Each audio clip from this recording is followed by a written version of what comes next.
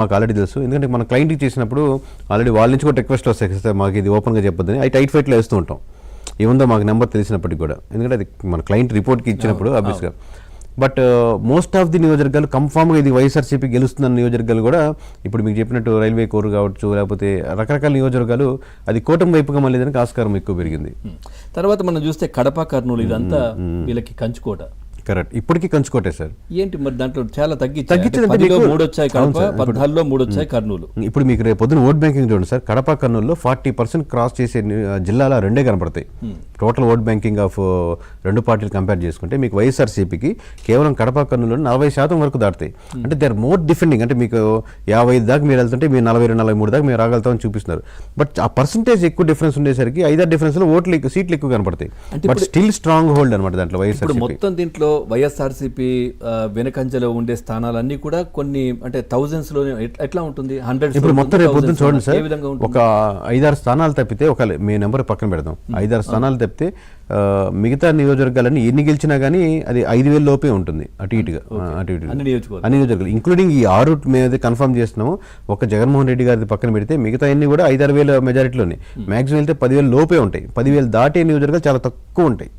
తర్వాత ఈ నియోజకవర్గాల మార్పులు ఇవన్నీ ఇక్కడ నుంచి అక్కడ ఇవేయడం ఎట్లా వైసీపీకి ప్లస్ అంటే ఎనీ పొలిటికల్ పార్టీ మామూలుగా నిలబెట్టే క్యాండిడేట్స్ కానీ నిలబెట్టాలనుకున్న క్యాండిడేట్ల మీద ఒక సర్వే చేపించి who is the right candidate అని ప్రతి పార్టీ వెతుకుతుంటారు సార్. అంటే నా ఓన్లీ పార్టీ బలంతోనే గెలుస్తాడా లేదా తనంటూ ఒక 10,000 ఓట్ బ్యాంకింగ్ తెచ్చుకుంటారని ఇప్పుడు మాలాంటి వాళ్ళకి అప్రోచ్ అయ్యి చేయించుకుంటూ ఉంటుంది. సో ఇతని క్యాండిడేట్ అయితే ఇంకో 10,000 ఎక్స్ట్రా తేగలుగుతారని అక్కడ సమీకరణాలను బట్టి లేదా ఇండివిజువల్గా తనకున్న రెప్యుటేషన్ బట్టి యాడ్ చేస్తున్నాం. సో ఉన్నోళ్ళ మీద ఒక సర్వే చేయించుకుంటుంది కాబట్టి ఇతని క్యాండిడేట్ అయితే మటు ఖచ్చితంగా ఓడిపోతారనుకున్నప్పుడు ఒక నా స్థానాలు కొన్ని మార్చుకుంటుంది. బట్ మార్చుకున్న క్రమంలో ఏం చేశారంటే ఇక్కడి నుంచి షిఫ్ట్ వేరే దగ్గర చేశారు. అతను మంచి స్ట్రాంగ్ క్యాండిడేట్ తీసేస్తే ఏమని అనుకుంటారని కొన్ని నియోజకవర్గాలు ఉంటాయి కదా, చెప్తే కన్విన్స్ అయ్యేవాళ్ళు పక్కన పెట్టేయచ్చు. కానీ మనకు రెబల్గా తయారవుతారు అనుకున్నప్పుడు ఇంకా తప్పక ఉంటాయి. అక్కడ కొన్ని మిస్టేక్స్ చేయడం వల్ల మళ్ళీ మీరు నియోజకవర్గం మారారు. ఆల్రెడీ ఇప్పుడు ఫర్ సపోజ్ విడదల రజని గారు తీసుకుందామండి, అక్కడ చిలకలూరుపేటలో మీరు సర్వే చేయించారు, నెగిటివిటీగా ఉంది, కొద్ది పర్సెంట్తో ఓడిపోయేదానికి ఛాన్సెస్ ఉన్నాయన్నారు. బట్ అక్కడ మీరు ఆమెను మార్చేటప్పుడు 2 మిస్టేక్స్ చేయకూడదు. మార్చే పొజిషన్ మంచి స్ట్రాంగ్, ఆ విడుదల జగన్ పోటీ చేస్తే ఖచ్చితంగా గెలుస్తుంది, అక్కడ వీక్ క్యాండిడేట్ ఈమైతే గెలుస్తుంది అనే నియోజకవర్గాన్ని పంపించాలి. నెంబర్ 2 ఇక్కడ ఆమె బదులు తెచ్చే క్యాండిడేట్ ఈమెకంటే స్ట్రాంగ్ క్యాండిడేట్ తేవాలి. ఇప్పుడు 3వ మిస్టేక్ ఏం చేశారంటే ఈమె తీయడం వల్ల తీయంగానే ఇమీడియట్గా సమీకరణలు మారిపోయి ఇంకా కన్ఫర్మ్ గెలుస్తారని ఒక కాన్ఫిడెన్స్ బిల్డ్ అవుద్ది లోకల్గా నియోజకవర్గంలో. ప్లస్ ఈమెకున్న ర్యాపో వేస్ట్ అయిపోద్ది. ఇప్పుడు already right person wrong person పక్కన పెడితే ఒక ప్రతి ఎమ్మెల్యే పెళ్లిళ్ళకో పేరెంటాలకో మంచికో చెడుకో మాట్లాడుతూ పబ్లిక్లో తిరుగుతూ కొంత హ్యూమన్ కనెక్షన్స్ ఏర్పరచుకుంటారు. ఇప్పుడు మీరు ఫ్రెష్గా టైం మీరు మార్చాలనుకుంటే అట్లీస్ట్ టైం అన్న ఇవ్వాలి.